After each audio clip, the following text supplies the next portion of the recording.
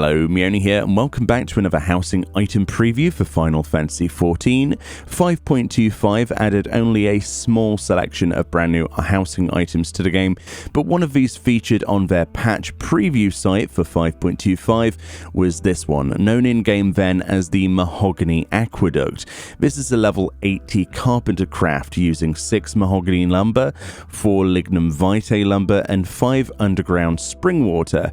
This fairly cheap craft then makes a rather unique looking indoor furnishing. Surprisingly, this aqueduct is much bigger than I ever imagined it to be. The preview picture on the patch notes really didn't give a true idea of its scale, of which you can see now is frankly enormous. As much as some people might immediately expect a chocobo or a small horse to come running inside my house for a drink now, being that it looks similar to a feeding trough, you cannot deny this has some interesting uses when it will come to room design. The ability to create your own water features in the game, which people have done for the longest time by hiding shower heads in flowers or clipping them into other items just to hide the structure itself, so you just get the illusion of water coming out of something, is something that I believe that this item here, this aqueduct, will only go on to further expand those possibilities.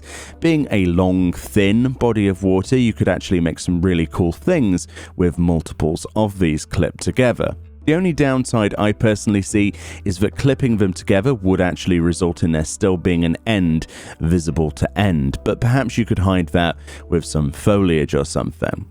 The item itself is fully dyeable, and you do have this rather simple sort of upside down triangle and circle pattern going on the outside of the aqueduct, which is pretty alright. It's, basically just very simple. And yeah, the colours do show up quite nicely on this, your usual wood grain effects. The item itself is a floor placed item, but that's never really stopped us before, and people will end up clipping this up high anyway with the partition glitch and many other placement glitches that are possible in this game, even with a controller.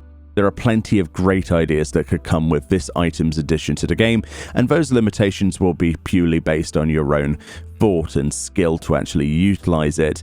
As a standalone item, however, it's really not that bad. It's very simple, and being that it's larger than expected is never really a bad thing. What I would like to see next, however, in the future is actually more aqueducts the same size as this, but some joint right angles, perhaps some verticality with like pipes or something, perhaps some actual indoor water features to go with this that we could tack on and create our own by putting this kit together. As I think a lot of people will be trying to use this item in quite complex setups, it would be nice to get some curved ones as well. That would be really quite nice to make like a little indoor oasis. I can imagine it now, indoor flower garden patches, pot plants and water flowing amongst the small light sources between foliage. That would look pretty awesome indeed. Either way, thank you kindly for watching out this video. I do like to take a look at housing items when I get the chance to, and I think these videos work as a bit of a catalogue of sorts. Let me know if you plan to or already have some of these used in your housing in the comment section below. Enjoy the rest of your day, and I'll see you all next time.